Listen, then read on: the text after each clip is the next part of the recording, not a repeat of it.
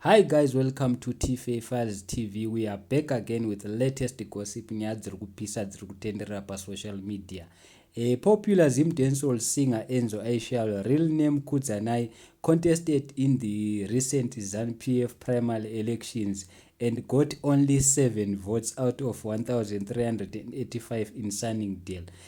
Saka vazukuru vambuyani handavazoseka vakataura zvinhu zvakawanda zvakasiyana siyana. Mumwe munhu adedzera kuti wakutamba nevarakashi, mumwe munhu akauya akati this is embarrassing, sheka yakasheka.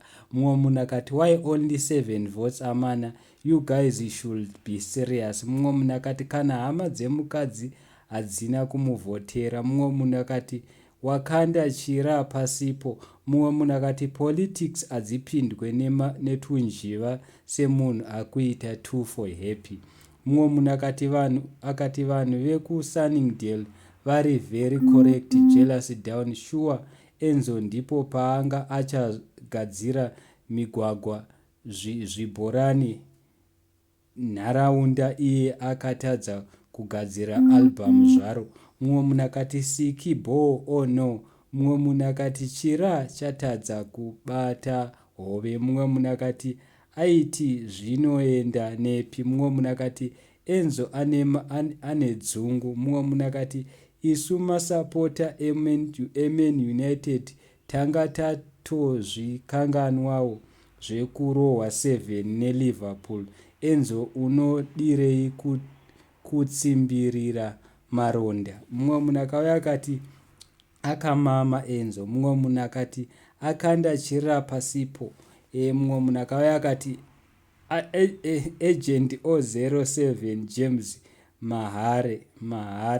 Mumwe munhu akati at least he got something. Mumwe munhu akati ita zvinhu zvako 1-1 ndokuti unzi une plan. Mumwe munhu akati mavotes haasi ekuchill sport aya.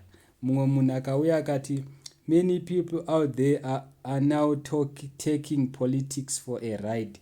Mumwe munhu akauya akati ukusvirei kana tea isina sugar. Mumwe munhu akati zanu iri kungoda vane mazigaro sevanhu vedombolo. Mumwe munhu akauya akati hoyo Kudzanai mutema muboy. Mumwe munhu akati small boy. Mumwe munhu akati akavhoterwa naFantani naLevels naRibe naDobadon naWindsor naPumaco naBazuka ndo 7 yacho ndevechill sport. Mumwe munhu akati tingaite zvekanjiva mupariamendi here nemamiriro akaita nyika aya. Ndanotambira kure Enzo. Mumwe munhu akati congratulations mukoma, at least haisi 0. Mumwe munhu akauya akati mashura aGeorgina aiwawo nhai imi ndionereiwo. Ndozvataurwa nemumwe munhu. Mumwe munhu akati haachatowane gold uyu. Mumwe munhu adedzera kuti uyu sezvo adyiwa Enzo haambofakariwana gold, dai awina atopiwa gold. Mumwe munhu akati atsva netea isina sugar. Mumwe munhu akati akanda chirauro chikabuda ne7.